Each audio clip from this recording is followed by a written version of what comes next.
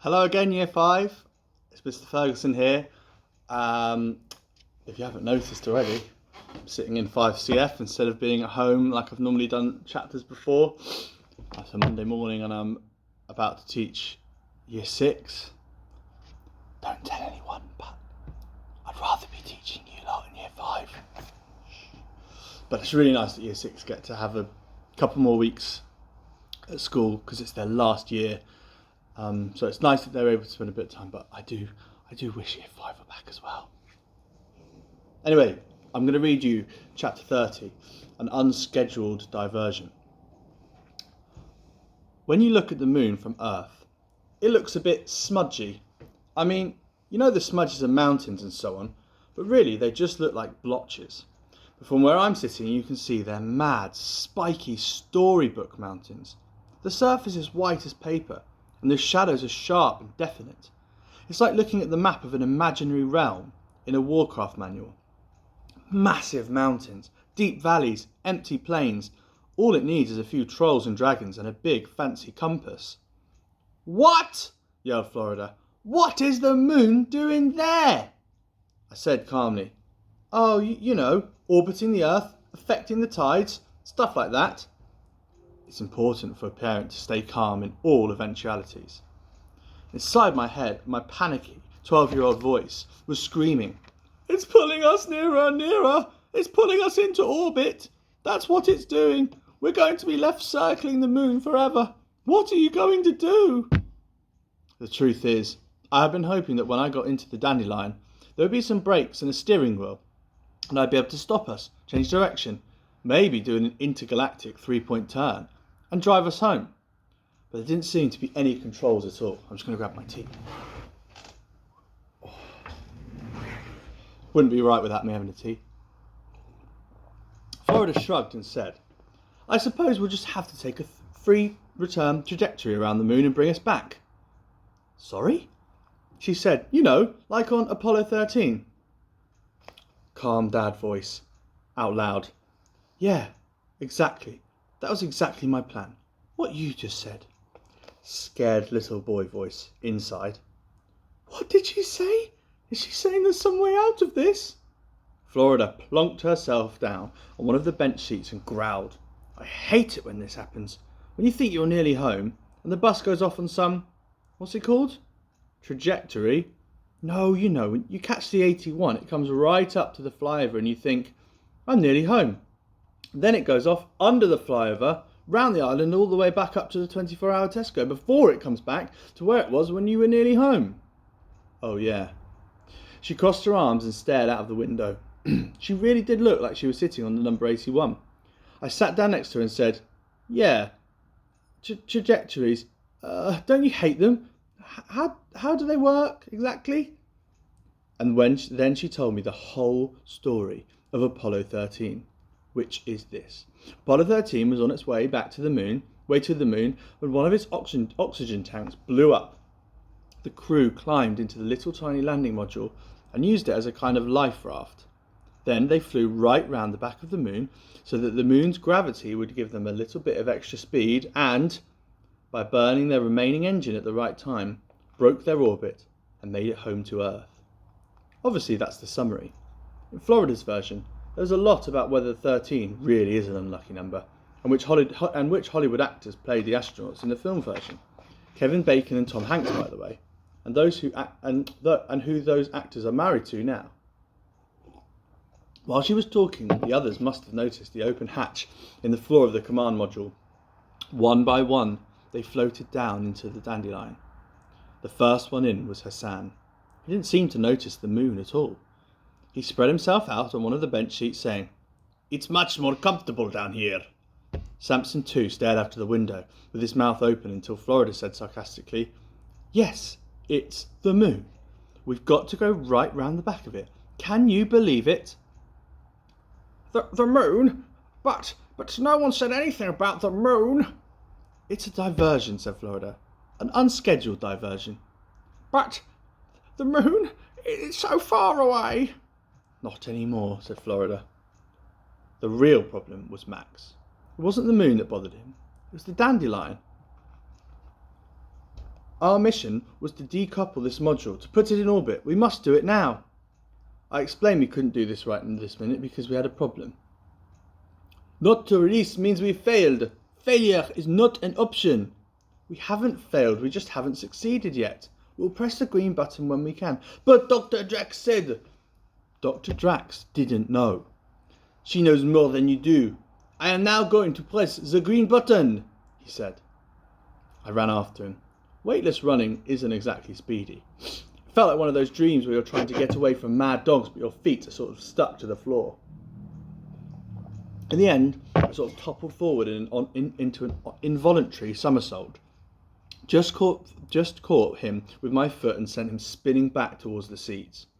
I grabbed the hatch myself and said, "Listen, we've got a plan. And it's a plan about..." What was it about? Florida's going to tell you what it's about. Delegation, see? Very important with teenagers. "I haven't got a plan," said Florida. "Delegation and affirmation." "You've got a brilliant plan, Florida. About trajectories, remember?" "Oh, the free return trajectory," said Florida. "Like on Apollo 13? You must remember Apollo 13. "The brilliant failure," said Samson II.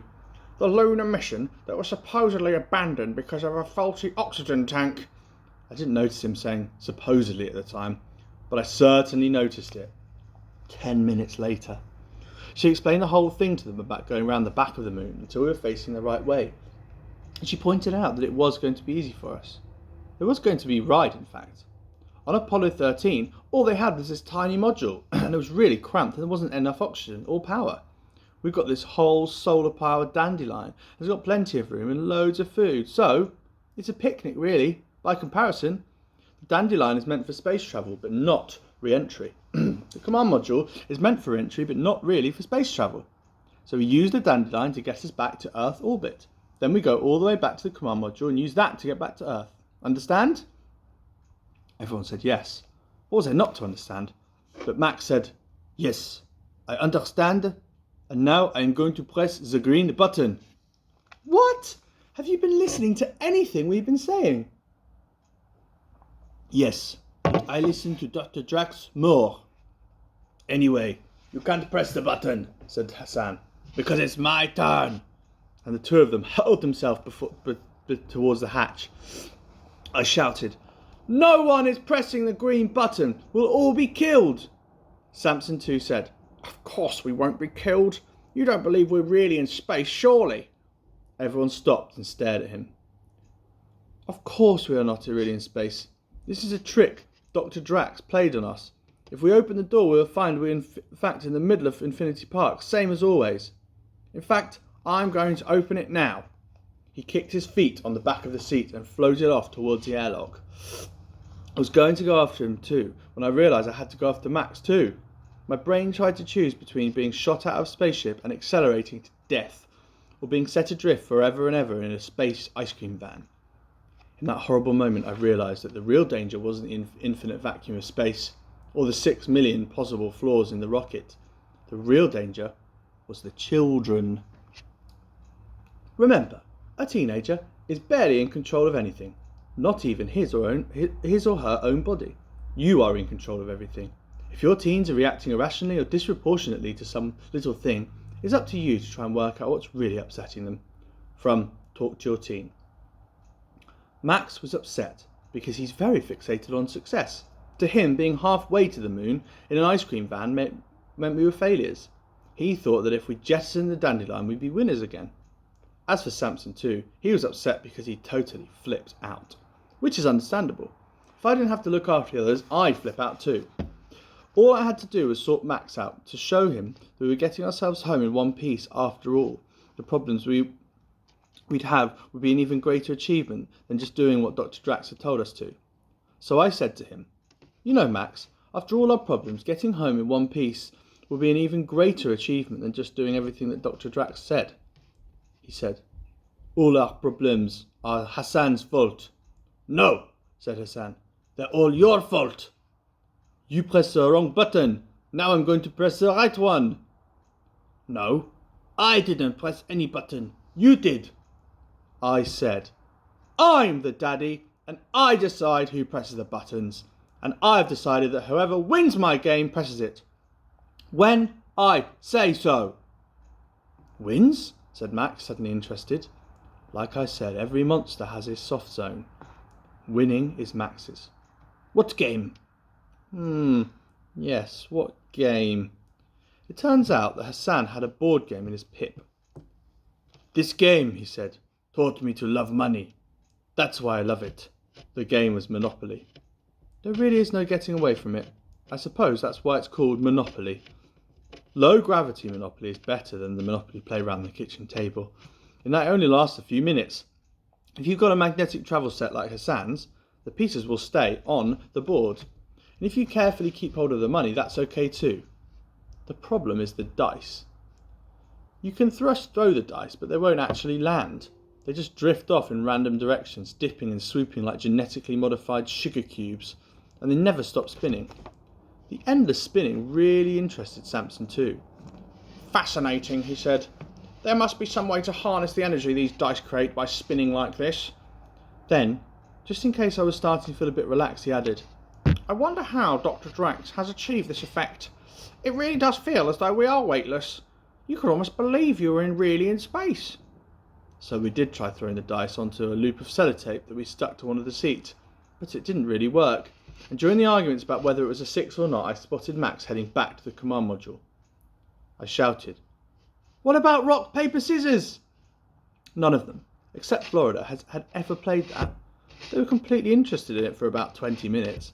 The first 10 minutes were taken up discussing why paper beats rock and whether anyone would really try to use scissors to cut a rock.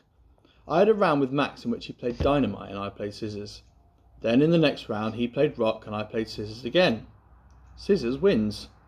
He said, You played scissors last time and I destroyed them with my dynamite. How can you still have scissors when I destroyed your scissors? Well, they're not destroyed forever, just until the next round. The game was obviously too abstract for Max. He went very red and started yelling. This is madness! One of them must be destroyed or how can there be a winner? You can only have a winner if something is destroyed! When he shouted destroyed like that, I nearly panicked. But I didn't. I just said, Hide and seek, anyone? Weightless hide and seek sounds like a good idea, but it was a bigger mistake than rock, paper, scissors. Weightless hide and seek was what nearly killed us all. I was on. I counted very loudly to 40 while they all went and hid. For that 40 seconds I sat back on one of the windows and looked out at the moon. Then I shouted, Coming! Ready or not? I could actually hear Samson too moving about under one of the chairs. It would have been a great hiding place, except for the weightlessness, which kept making him float up and bang his head. So I caught him, and we both went looking for the others. I could feel that Max was watching me. I looked up and glimpsed him holding up to the ceiling with his fingers looking down at us, hoping we hadn't seen him. I decided to let him stay there so that he could win, since winning was such a big deal for him. I moved to the front of the dandelion, between the front seat and the window, which is where I used to sit on the top deck of the bus to school.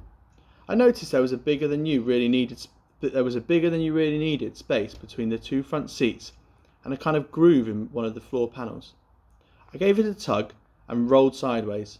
Florida was looking straight up at me with this big grin on her face saying, Come and see. I swung myself down there and Samson too followed me. Florida had found the driving cab of the dandelion. Everything was there. A driver's seat with a proper steering wheel, even wing mirrors, so you could see the solar sails properly. The view was a bit rubbish because the command module was still stuck on the front of it, but that only made it feel more like an ordinary car, a car stuck behind a big lorry or something, a car that I could drive. I looked at Florida and she nodded at me. She'd read my mind. Except you're a rubbish driver, said Florida. Yeah, but it'll be easy up here. There's hardly any traffic. This is so disappointing, said Samson too. Doesn't feel a bit like a spaceship. It's just made from old bits of bus. I couldn't help but sit down and try the seat. Florida said, Be careful. We really need a manual. You never know, one of these things. She waved her hand at the control panel. Might be the ejector button or something. I looked up. There, just above the driver's seat, was one of those sunshades that you could pull down, just like in a car. Dad keeps his manual, his A to Z and his insurance on the back of his, fastened with an elastic band. I pulled it down. A sightseer's map of the moon, some insurance documents and a manual. With a troubleshooting section, a getting started page, a diagram of the instrument panel and... It was the diagram of the instrument panel that put the fear in me. The little drawings of the buttons seemed to jump off the page and shoot towards me like Death Guild spears. Buttons! The button! Max and Hassan were out of my sight. They could be dishing out 9 kinds of doom right this second. I pushed myself into the air and shot through the hatch like Superman, banged my head on the ceiling of the minibus, somersaulted towards the command module, wriggled through the airlock, and there was Max, standing right next to the green button, about to press it. I have no idea how I got from the bottom of the module to the top so quickly, but I was in between him and the button faster than I could think about it, and the two of us were there wrestling through the air, knocking into pipes and sleeping bags and handles and dials. Florida got herself right next to the button and shouted, "So, Hassan wins, isn't that right, Dad?" This caught Max's attention. "Hassan wins?" I said. "Well, I can't see him, can you? Doesn't that make him the last to be found? That means he's the winner." You could hear a little rumble of dissatisfaction brewing somewhere inside Max. I was half expecting him to put his head back and howl like a wolf. Then I said, "Of course, if you find him, then you're the winner." And he was off. I told Florida to stay and guard the green button while I went off with Max and Samson too to find Hassan. And here's the thing. We couldn't find him. The command module, no sign. The dandelion, no sign. The cockpit, no sign. Hassan had gone missing. In space. The worst thing you can do with your teen is get sucked into an argument on their terms. They have more time than you do. They can keep going on forever. From Talk to Your Teen. Hassan is not on the rocket. Therefore, logic says he got off the rocket. Samson 2, you're always telling us what logic says. Who is logic? Your imaginary friend? Why don't you say something instead of letting logic do all the talking? He left the rocket. Well, logic says you can't leave a rocket because it's in space. Logic says if someone leaves a rocket, which Hassan has, then the rocket isn't in space, it's a simulation. We searched the rocket again. We didn't find him. Florida said, "You know, there was this television program once where everyone thought they were in space and it turned out they were in Essex or something." "I know." "And then," said Samson 2, "what about the Apollo space program where they managed to convince everyone they'd been to the moon?" Max said, "They never went to the moon? Are you sure?" Florida said, "Of course they went to the moon. Mr. Bean went to the moon. We talked to him about it." "Well, I hate to call anyone a liar," said Samson 2, "but if they went to the moon, why did they never go back?" "Oh, people always say they're going back and they never do," I said. "My parents went to Spain on holiday once. They said they were going back every year, but they never did." Samson 2 was not going to let go of this. "Have you seen the picture of the American flag on the moon? The flag is flying, isn't it?" "Yes." "Well, there's no wind on the moon, so how would the flag fly? It's an obvious fake." I said, "Maybe, just maybe, the people who went all the way to the moon knew there was no wind up there, so maybe, just maybe, they put a little bit of wire at the top of the flag to make it stick out.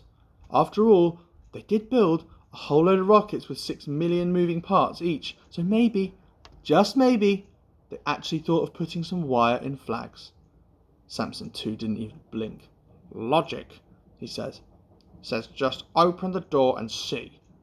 "Okay, logic. Why not do that? Go on, logic."